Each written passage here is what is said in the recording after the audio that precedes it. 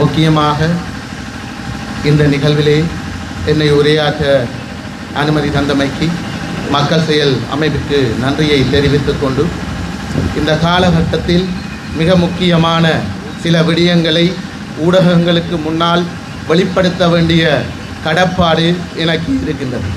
ஏனென்றால் என்று இந்த ஊடகங்கள் என்பது அரியாலை செம்மணி சித்துப்பாத்தி இந்து மயானத்திலே எடுக்கப்படுகின்ற எண்பு தொகுதிகளை மிகவும் சரியாக நேர்த்தியாக ஆவணப்படுத்துகின்ற செயற்பாட்டை இந்த மூன்றாவது கட்டத்திலும் மிக சிறப்பாக செய்திருக்கின்றார்கள். அதிலும் குறிப்பாக இதற்கு முதல் நடைபெற்ற 2 மனித புதைகுழி அகழ்வானது, அது ஒன்று கிரிசாந்துடைய மனித புதைகுழி அகழ்வு ஆக இருக்கட்டும், அல்லது 99ஆம் ஆண்டு ஜூலை மாதம் நீதவான் நீதிமன்றத்தின் கட்டளையின் பேரில் மேற்கொள்ளப்பட்ட சர்வதேச பிரதிநிதிகளுடன் மேற்பார்வையில் மேற்கொள்ளப்பட்ட இந்த ஆவணப்படுத்தல் என்பதும் சரியாக இடம்பெறவில்லை. செய்தி தணிக்கைகள் இருந்தன. அந்த நிலைமையில் இன்று இந்த நிகழ்வு இதற்கான உண்மைகளை வெளிப்படுத்த வேண்டிய கடப்பாட்டில் இருக்கிறது. அதில் முதலாவது விடயமாக அரியாலை சித்துப்பாத்தி இந்து மயானம் என்பது 80 வருடங்களுக்கு மேற்பட்ட சைவ மக்களுடைய பாரம்பரியமாக எரியூட்டுகின்ற சுடலையாகத்தான் இருந்து வந்திருக்கின்றது. ஆனால் நீதிமன்றத்தினுடைய கட்டளையின் பேரிலும் அல்லது மிக சிறியவர்கள் இறக்கின்ற தருணத்தில் மட்டும்தான் எமது ஜாப்பிலும் பேச்சு வழக்கிலும் கூறி வந்த ஒரே ஒரு விடயம், இப்பொழுது தகனமேடை இருக்கின்ற பகுதிக்கு வடகிழக்காக இருக்கின்ற ஒரு சிறிய பகுதியில் மட்டும்தான் அவ்வாறான தகனங்கள் இடம்பெறும். வேறு எங்கும் புதைக்கின்ற செயற்பாடு 80 வருடமாக இடம்பெறவில்லை என்பது அரியாலை வாழ்கின்ற பூர்வீகமாக வாழ்கின்ற மூதாதையருக்கும் எமக்கும் தெரிந்தபடியும். ஆனால் 95ஆம் ஆண்டு அக்டோபர் மாதத்திற்கு பின்னர் இந்த இடத்தை இராணுவம் கைப்பற்றிய காலப்பகுதியிலிருந்து 2011ஆம் ஆண்டு வரை எம்முடைய கையில் இந்த சுடலை ஒப்படைக்கும் வரை முற்றுமுழுதாக இராணுவத்தினுடைய காவலர்கள் நிறைந்த இராணுவ சோதனை சாவடி நிறைந்த இராணுவ முகாமாகத்தான் இந்த அரியாலை சித்துப்பாத்தி இந்து மயானம் இருந்து வந்தது. இந்த நிலைமையில்தான் முதலாவது 96ஆம் ஆண்டு காலப்பகுதியிலே இந்த கிரிசாந்தினுடைய படுகொலையை தொடர்ந்து இங்கே 99ஆம் ஆண்டு 6 மனித புதைகுழிகள் அடையாளம் காணப்பட்டு அவற்றில் அகழ்வுகள் மேற்கொள்ளப்பட்டு 15 உடல்கள் எடுக்கப்பட்டன. அது எடுக்கப்பட்ட பகுதிகள் இந்த சித்துப்பாத்தி இந்து மயான சுடலை பகுதி அல்ல. இங்கே உங்களுக்கு முன்னால் இருக்கின்ற இந்த பிள்ளையார் கோயில் ஆலயத்தினுடைய ஒரு பகுதியிலும், அங்கே மதுரம் இருக்கின்ற மதுரம் மரத்தின் பின்னால் இருக்கின்ற ஒரு கேணியிலிருந்து 2 உடல்களும், அதனை விட இந்த உப்பளப்பாத்தியினுடைய பகுதியில் சில உடல்களும், மொத்தமாக 6 புதைகுழிகளிலும் இருந்து 15 உடல்கள் எடுக்கப்பட்டன. எனவே இந்த மனித புதைகுழி என்பது சரியே இந்த சித்துப்பாத்தி இந்து மயானத்தில் மட்டும் மட்டுப்படுத்தப்பட்டு விட்டதாக இவர் நினைத்துவிட வேண்டாம். இந்த புதைகுழிகள் என்னை பொறுத்தவரையில் 2019ஆம் ஆண்டு நீர்வளங்கள் சபையினால் நாயமார் கட்டு பகுதியிலே ஒரு தண்ணீர் தாங்கி தொட்டி அமைக்கின்ற போது சில மனித எச்சங்களை அடையாளப்படுத்தி அவற்றினை எடுத்து நீதவான் நீதிமன்றத்திற்கு அது வழக்காக கொண்டு செல்லப்பட்டு இன்று வரை அந்த வழக்கு இல்லை. அந்த இடம் கூட இந்த செம்மணி மனித புதைகுழியுடன் தொடர்பட்ட விடயங்கள் மிகவும் தெளிவாக சொல்கின்றேன். சோமரட்ன ராஜபக்ச இந்த பகுதியில் தான் கடமையாற்றியதாக தனது குற்ற ஒப்புதல் வாக்குமூலத்தில் குறிப்பிட்டிருந்தார். ஆனால் அது உண்மையல்ல. இராணுவத்தினுடைய 7CLA இராணுவ படையணி என்பது 15 உறுப்பினர்களை அரியாலையில் கொண்ட ஒரு இரகசிய இராணுவ அணியாக செயற்பட்டது. அவர்கள் கைதடியிலிருந்து, மணியந்தோட்டத்திலிருந்து, கொழும்புத்துறையிலிருந்து, அரியாலை புங்கங்குளம் பகுதியிலிருந்து நாயமாடு பகுதி வரை அனைத்து இடங்களிலும் சென்று அனைவரையும் கைது செய்து அவர்களை விசாரிக்கின்ற, சித்திரவதைப்படுத்துகின்ற செயற்பாட்டில் ஈடுபட்ட ஒரு இராணுவ குழு. இது தொடர்பான கண்ணால் கன்ற சாட்சிகளும் அந்த குற்ற சித்திரவதைகளிலிருந்து தப்பிய உயிருள்ள சாட்சியங்களும் பல இருக்கின்றார்கள். அதிலும் குறிப்பாக அரியாலை இந்த செம்மணி பகுதியிலே ஒரு பாரிய மனித புதைகுழி கனகர இயந்திரங்களை கொண்டு தோண்டப்பட்டு அதற்கு முன்னால் ஒரு இளைஞன் அம்மனமாக்கப்பட்டு படுகொலை செய்யப்படுவதற்கு தயாராக இருந்த நேரத்தில் கடவுளின் சித்தத்தால் தப்பி பூசாவுக்குள் கொண்டு செல்லப்பட்டு இன்று விடுதலையாகி இந்த அரியாலை பகுதியில் வசித்து வருகின்றார். ஆனால் அவர்கள் இந்த இலங்கை கட்டமைப்புக்குள் இருக்கின்ற நீதித்துறையை நம்பியோ அல்லது இந்த விசாரணையை மேற்கொள்கின்ற சிஐடியினரை நம்பியோ தன்னுடைய வாக்குமூலத்தை தர தயாராக இல்லை. இங்கே சர்வதேச பிரதிநிதிகளுடைய மேற்பார்வையின் கீழ் இடம்பெற வேண்டும் என சில தரப்பினர் கூறுகின்றார்கள். மிகவும் தெளிவாக எங்களுடைய கருத்தை நாங்கள் கூற விரும்புகிறேன்.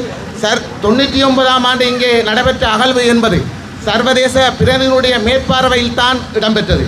ஆனால் இன்று அந்த 99ஆம் ஆண்டு வழக்கு இடம்பெற்று 27 ஆண்டுகள் கடந்தும் அந்த செம்மணி மனித புதைகுழியினுடைய வழக்கு இன்றும் கிடப்பில் போட்டப்பட்ட வழக்காக இருக்கின்றது. அதிலும் மிகவும் குறிப்பாக 15 உடல்களில் 2 இளைஞர்கள் அரியாலை பொன்னம்பலஞ்சந்தியில் இருக்கின்ற இன்று இராணுவத்தினுடைய மூமெண்ட் டிபார்ட்மெண்ட்டினுடைய அதிகாரியாக நியமிக்கப்பட்டிருக்கிற இராணுவ அதிகாரியினால் கைது செய்யப்பட்டு காணாமல் போன 2 இளைஞர்கள், அதாவது ராசையா சதீஷ்குமார், மகேந்திரம் பாபு என்ற இளைஞருடைய உடல்கள் இந்த ரோட்டுக்கு அருகில் இருக்கின்ற பிள்ளையார் கோயிலுக்கு அருகில் இருந்த சோதனை சாவடியில் இருந்துதான் கண்டெடுக்கப்பட்டு அது அடையாளம் காணப்பட்டது. ஆனால் அந்த 2 வழக்குகள் கூட இன்று கிடப்பில் போடப்பட்ட வழக்காகத்தான் இருக்கின்றது. எனவேதான் நாங்கள் மிகவும் தெளிவாக கூறுகிறோம். இங்கே பல சித்திரவதை முகாம்கள் இருந்தன. அதில் பல முகாம்கள், மிக பிரதான முகாமாக புங்கங்குளத்தில் இருந்த இராணுவத்தினுடைய 3 படைப்பிரிவுகளை கொண்ட இராணுவ முகாம் 7CLA இராணுவத்தினுடைய இரகசிய முகாமாக செயற்பட்டு அங்கு மிக முக்கியமாக தற்போது NBP அலுவலகம் இயங்கிய வீட்டில்தான் சித்திரவதை முகாமாக அந்த காலப்பகுதியில் செயற்பட்டு இருந்தது.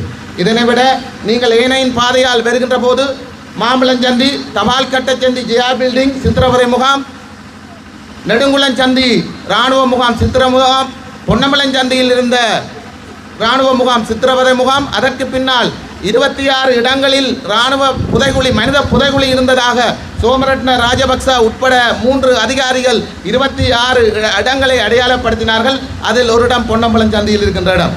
ஆனால் இதனை விட இந்த அரியாலை கொட்டுக்கிணத்தடி அதுக்கு அருகில் வயலின் நடுவில் இருக்கின்ற நிலப்பகுதி இராணுவத்தினுடைய சித்திர முகாம். யாழ் குடாநாட்டிலே கைது செய்யப்படுகின்ற அதிகமான இளைஞர் யுவதிகளை இந்த வெட்டவெளியில் கொண்டு வரப்பட்டு இந்த சித்திரவதை முகாமில் வைத்து சித்திரவதைப்படுத்தப்பட்டு படுகொலை செய்யப்பட்டதற்கான சான்றுகள் அந்த இடத்தில் இன்றும் இருக்கின்றன, சாட்சியங்களும் இருக்கின்றன. இவை எவற்றையும் அந்த மக்கள் இலங்கையினுடைய நீதித்துறைக்கு வழங்க தயாராக இல்லை. ஒரு பொதுவான சர்வதேசத்தினுடைய விசாரணை மேற்பார்வை மட்டுமல்ல, விசாரணை நடக்குமாக இருந்தால் அதனை நாங்கள் கையளிக்க தயாராக இருக்கின்றோம். கடந்த 26ஆம் தேதி நீதியரசர், நீதி அமைச்சர் பாராளுமன்றத்தில் குறிப்பிட்டிருந்தார், இந்த கிரிசாந்தியினுடைய படுகொலை வழக்கு என்பது இன்று அரியாலை நடக்கிற சித்துப்பாத்தி செம்மணி வழக்குடன் தொடர்பட்டது என தாங்கள் கண்டுபிடித்துள்ளதாக உண்மையை அவர் ஒப்புக்கொண்டிருக்கின்றார். அத்துடன் சோமரட்ன ராஜபக்ச பொது மன்னிப்பு அளிக்க வேண்டும் என்று கேட்டுக்கொண்டால் அவர் குற்றவாளி என்ற அடிப்படையில் தான் அந்த பொது மன்னிப்பை கோரியுள்ளார். சோமரட்ன ராஜபக்ச நிரபராதி அல்ல, அதற்கான சாட்சியங்கள் இருக்கின்றன. மணியந்தோட்டத்தில் மனித புதைகுழி இருக்கின்றது. கொழும்புத்துறை துண்டிச்சந்தியில் இருந்த இராணுவ முகாமில் மனித புதைகுழி இருந்தது. அதனை 2099ஆம் ஆண்டுக்கு முன்னர் பல இடங்களில் அதனை அகற்றி இருக்கின்றார்கள். இன்றைய அரியாலை சித்துப்பாத்தி இந்து மயானத்திலே கண்டெடுக்கப்படுகின்ற மனித புதைகுழி என்பது முதல் தர மனித புதைகுழி, உடல்களை முதல் புதைத்த இடம். ஆனால் ஏற்கனவே இருந்த மனித எச்சங்களை எடுத்து அதை அகற்றி அதை இல்லாதொழிக்கின்ற செயற்பாட்டை செய்த 2ஆம் தர மனித புதைகுழியும் இந்த அரியாலை மண்ணில் இருப்பதாக பலர் கூறுகின்றார்கள். காலம் நிச்சயமாக அவற்றை அடையாளப்படுத்தும்.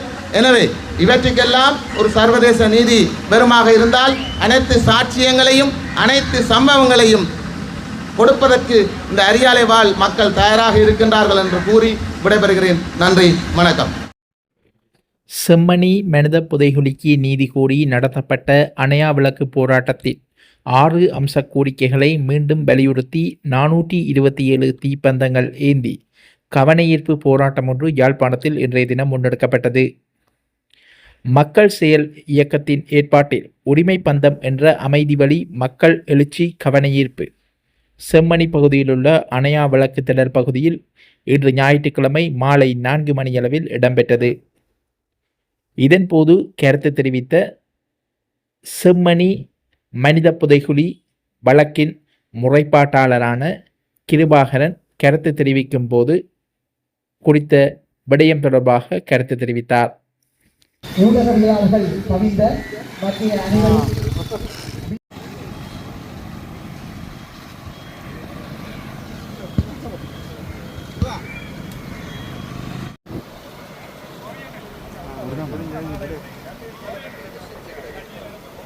Ahorita